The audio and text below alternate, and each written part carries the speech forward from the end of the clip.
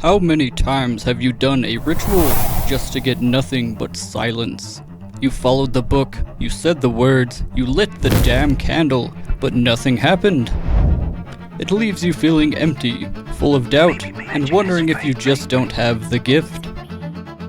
What if I told you the problem is not you, it is your timing?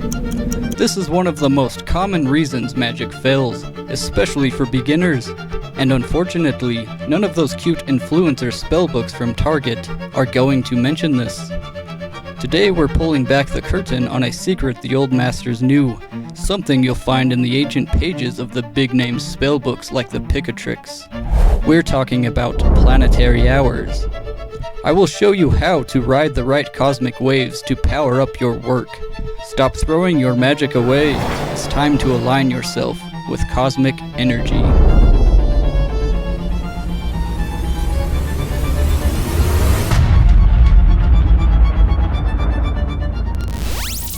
Before we get to the how, we have to understand the why. Why does timing matter so much? Think of it this way. You can try to swim against a raging river current. You might make a tiny bit of progress, but you'll end up looking like a frantic hamster and get absolutely nowhere.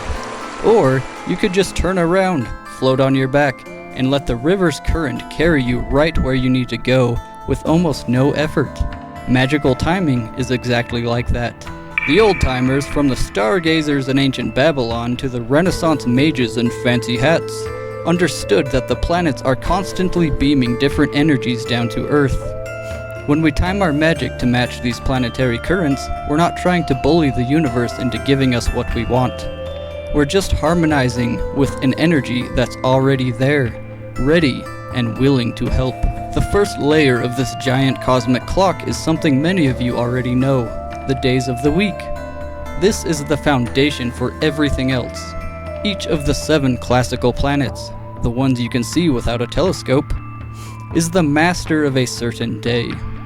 Sunday belongs to the sun, Monday to the moon, Tuesday belongs to Mars, Wednesday to Mercury, Thursday to Jupiter, Friday to Venus, and Saturday belongs to Saturn.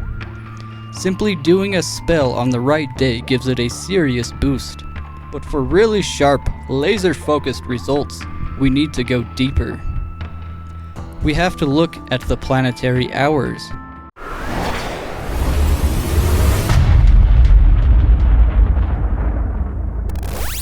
Listen closely. This is the part that separates the real magic users from the people who just like sparkly rocks. A planetary hour is not the same 60-minute hour on your phone.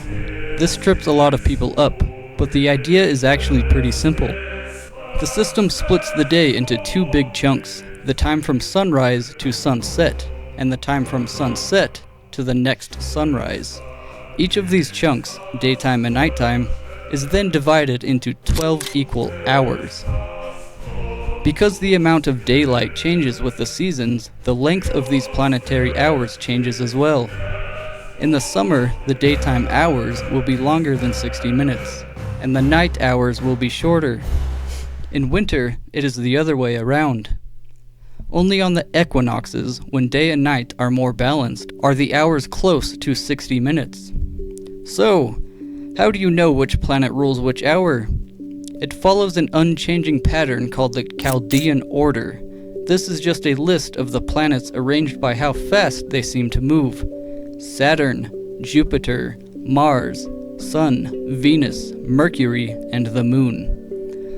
The very first hour of any day, starting right at sunrise, is ruled by that day's planet. So on a Thursday, the first hour of daylight is a Jupiter hour, because Jupiter rules Thursday. The second hour is ruled by the next planet in the order, Mars. The third is the Sun, the fourth is Venus, and so on. The pattern just keeps going, flowing from the last hour of the day into the first hour of the night, all the way to the next morning. Right about now, you are probably thinking, oh great, math. And back in the day, you'd be right. It was a nightmare of charts and ink stains. But you are excused from the boring arithmetic. You have little magic mirrors in your pocket that do all the work for you. Look for a Planetary Hours calculator app. I'm told one called Time Nomad is pretty good. It will use your location to give you a perfect, real-time schedule. This makes an old, difficult practice incredibly easy. So now you know what they are, so let's get to the good stuff. How to use them.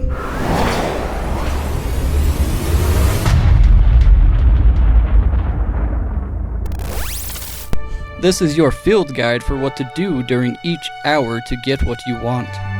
The hour of the sun. The sun is all about success, energy, and getting noticed by important people. This is the best hour for anything related to your reputation, personal power, or getting a promotion. Use this hour to ask for a raise, launch a big project, or do a spell to boost your confidence. It's your celestial spotlight. If you need to make a good impression, the sun's got your back. Avoid doing shady things or spells for endings. This is a time to shine, not to hide. The hour of Venus. Venus is the ruler of love, friendship, beauty, and fun. Her hour is prime time for anything to do with the heart. Use it for your love spells, rituals to make new friends, or to calm down an argument. It's also fantastic for art. If you need to say I'm sorry, the hour of Venus will help. Avoid fights. This is an hour for attracting bees with honey, not swatting them with a newspaper. The hour of Mercury. Mercury is the master of talking, thinking, business, and travel. This hour is your best friend for anything that involves your brain or getting a message across. Use this time to write that important email, study for a test, negotiate a deal, or cast a spell for cleared thinking. If you need to learn something fast or have a tricky conversation, Mercury will make you sound smarter. Avoid making decisions based only on feelings. This hour is all about logic. The hour of the moon. The moon rules our feelings, gut instincts, dreams, and our homes. The moon's hour is a time to look inward. It's perfect for scrying, dream magic, and boosting your psychic senses. It is a powerful time for spells to heal emotions, protect your home, or connect with your family history. Anything nurturing gets a boost at this time. Avoid making huge final decisions. The moon's energy is as moody as a cat in a bathtub and is better for thinking than for doing. The hour of Saturn. Saturn gets a bad rap for being gloomy, but its energy is very important. It is the planet of discipline, hard work, and endings. The hour of Saturn is when you get serious. This is not for lighthearted magic. Use this hour for binding spells, serious protection rituals, or any project that takes a long time. It is also the perfect time to end things for good, to banish a bad habit, cut ties with someone, or finish a difficult job. Don't start new things or anything that depends on pure luck.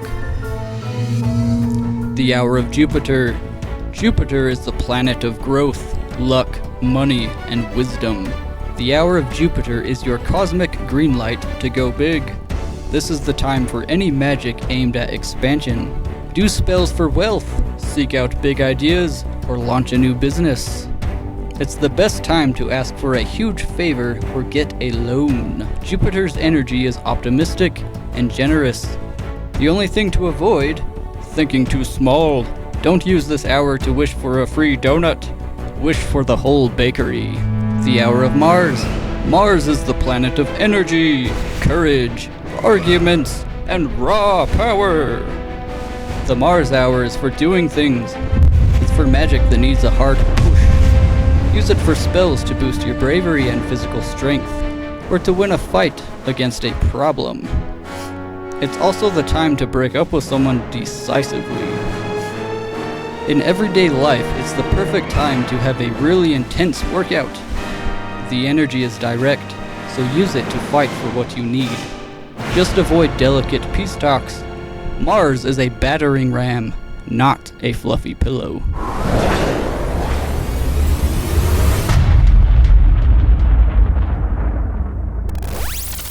So what does all of this look like in real life?